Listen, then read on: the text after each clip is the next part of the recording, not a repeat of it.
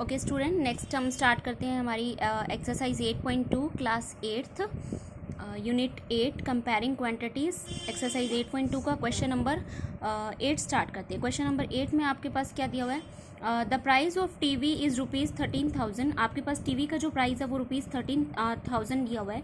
The sales tax charge जो है, tax जो है वो कितना है? 12% है। It is at the rate of 12%. Find the amount that Vinod will have to pay if he buys it. आपको क्या करना है? अमाउंट फाइंड करनी है कि इस पे कितनी अमाउंट इस पे कितनी अमाउंट जो है वो पे की जा सकती है। ठीक है, तो चलिए इसके सॉल्यूशन देखते हैं। सबसे पहले हमने यहाँ पे क्या लिखना है? सीपी ऑफ टीवी का सीपी कितना है, कितने में उसने परचेज किया? 13,000 में। सेल टैक्स कितना है उसके ऊपर? 12%। सेल टैक्स की परसेंटेज हमें पता है बट वैल्यू नहीं पता। वो वैल्यू आ जाएगी तो आप सीपी में प्लस कर दोगे, आंसर आ जाएगा। बट हम सेल टैक्स की परसेंटेज के बिहाव पे वैल्यू निकाल लेते हैं। टोटल जो एसपी है वो आपका 13,000 है। 12% ऑफ 13,000, 12 का 12 परसेंटेज का अपॉन में 100 आ गया, मल्टीप्लाई 13,000 आ गया आपके पास। 20 से 20 कट होगी, 130 को आपने 12 से मल्टीप्लाई किया तो 1560 आपका क्या आ गया? सेल टैक्स अमाउंट आ गया। ठीक है, अभी आपको कितने रुपीज़ उसको पे करने पड़ेंगे? तो देखिए जो एसपी सीपी जो था 13,000 वो तो आएगा ही आएगा इसमें। ठीक है, उसके बाद इसमें जो सेल प्राइस की वैल्यू है, सेल टैक्स अमाउंट है, वो आपने इसमें ऐड करनी है। तो आपके पास 0 का 0, 6 का 6, 5 का 5 आ गया और यहाँ पे आपके पास क्या आ गया? 3 और 1 4, 1 का 1, 14,560 आपका इसका आंसर आ गया। ठीक है, अभी आप क्या करेंगे? नेक्स्ट हमें क्वेश्चन नंबर 8 हमारा हो चुका है। नेक्स्ट हम रीड करते हैं हमारे क्वेश्चन नंबर 9 की statement. Arun bought a pair of skates. Arun ने स्केट्स के पेयर परचेज किए at a sale where the discount was given 20%। एक सेल में से जहाँ पे डिस्काउंट कितना था? 20% का था।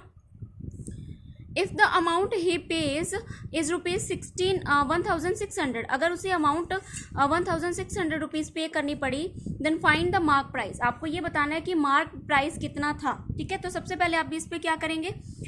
सबसे पहले आपने यहाँ पे देखना है Arun bought a pair of skates.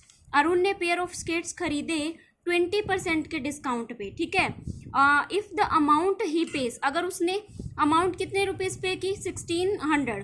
Find the mark price, आपको मार्क प्राइस फाइंड करना है। सबसे पहले हम सेलिंग प्राइस ऑफ स्केट्स लिख देंगे 1,600। कितने में वो बेचे गए? डिस्काउंट उस पर 20% था। ठीक है, अभी आपने एमआरपी जो है वो हमें पता नहीं कितनी थी एमआरपी, तो हमने 100 रुपीज़ लेट कर लिया। डिस्काउंट अगर इसके ऊपर 20% था तो 100 में से 20 माइनस किया तो आपके पास 80% आ गया। ठीक है, 80% आपने देने हैं, 20% का डिस्काउंट है, टोटल है 100 रुपीज़ एमआरपी। तो आपने सबसे पहले SP 80, if SP 80 then MRP 100। आपका जो एसपी 80 है वो क्या है आपका? एसपी इज 80, एमआरपी क्या है आपका? 100 है। ठीक है, देन आप कहेंगे इफ़ एसपी इज 1, अगर एसपी आपका 1 हो जाएगा तो एमआरपी कितना हो जाएगा? 100 इज डिवाइडेड बाई 80। अगर आपका एसपी 1,600 हो जाएगा तो आपका एमआरपी कितना हो जाएगा? 100 इज डिवाइडेड बाई 80 मल्टीप्लाई 1600। आपका 8 से ये कट किया, 8 2 जा 16, आगे 10 से 10 कट और इसकी 10 यहाँ पे आ गई। 20 को 100 से मल्टीप्लाई किया, 2,000 आ गया। आपके पास आंसर आ गया 2,000 रुपीज़। ओके, ये आपके पास एसपी की वैल्यू आई। देखिए आपने सेलिंग प्राइस स्केट्स की निकाली थी 1,600, उसके बाद आपने एसपी ऑफ 1,600 देन एमआरपी के कंपैरिजन में एसपी की वैल्यू निकाली 2,000 रुपीज़। आप देख सकते हैं डिफरेंस, एमआरपी 2,000 रुपीज़ था, 20% डिस्काउंट होने के बाद उसे 1,600 रुपीज़ में मिला। ठीक है, तो आप लिखेंगे selling price of skate 1,600, discount 20% था, लेट एमआरपी हमने एक्स लेट कर ली। ठीक है, डिस्काउंट जो 20% है वो आपका एक्स के ऊपर हो जाएगा क्योंकि डिस्काउंट हमेशा टोटल के ऊपर होता है। 20% ऑफ एक्स लिखा, 20 अपॉन 100 मल्टीप्लाई एक्स अपॉन आपके पास 5 आ गया। ठीक है, ये सेकंड मेथड है, वो आप फर्स्ट मेथड से कर सकते हो। आप पहले 80 के लिए एमआरपी लिखो, फिर आप 1 के लिए एमआरपी लिखो, फिर आप 1,600 के लिए लिखो। ये आपका सेकंड मेथड है। आप इसमें क्या करोगे? आप सबसे पहले अमाउंट जो है ना उसी के एक्स लेट किया, उसी के बिहाव पे आप इसको फाइंड करोगे। 20% ऑफ एक्स, 20 अपॉन में 100 आ गया। ऑफ की जगह मल्टीप्लाई, एक्स की जगह एक्स है आपके पास। 10 से 10 का 2 1 2, 2 5 10, एक्स अपॉन 5 आ गया। ठीक है, अभी आपको क्या करना है?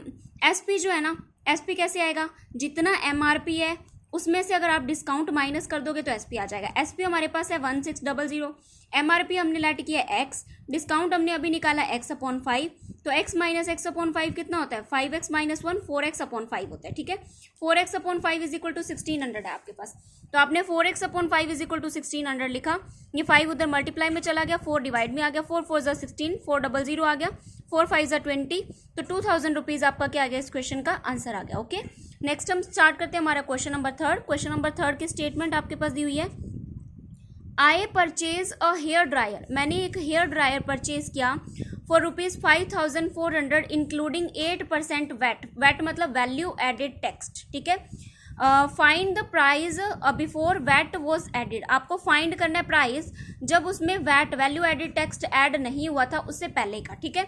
मैंने हेयर ड्रायर परचेज किया 5400 रुपीज़ का including 8% VAT, value added tax, value added tax उसके ऊपर कितना लगा 8%, ठीक है। 8% ऐड करके मुझे मैंने इतने वैल्यू दी, इतने रुपीज़ दिए, ठीक है। आपको 8% बिना ऐड किए इसकी वैल्यूज बतानी है, कितने का वो हेयर ड्रायर है, ठीक है।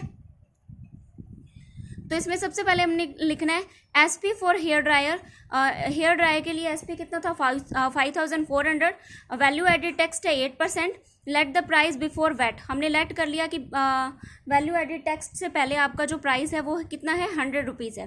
वैल्यू एडिड टैक्स कितना हो जाएगा आपका 8% ऑफ 100, तो आपने 8 की जगह 8 लिखा, परसेंट की जगह आपके पास क्या आ गया अपॉन में 100, ऑफ की जगह आपके पास मल्टीप्लाई आ गया, और यहाँ पे आपके पास क्या आ गया 100, 100 से 100 कट हो गया, आपके पास 8 रुपीज़ आ गया, ठीक है। अभी आपको बताना है after value added tax price, value added tax से पहले जो प्राइस है वो कितना है 100 प्लस 8 कितना हो गया आपके पास 108, ठीक है। अभी हमें आगे बताना है if value added tax price is 108, अगर आपका वैल्यू एडिड टैक्स जो है वो 108 रुपीज़ है,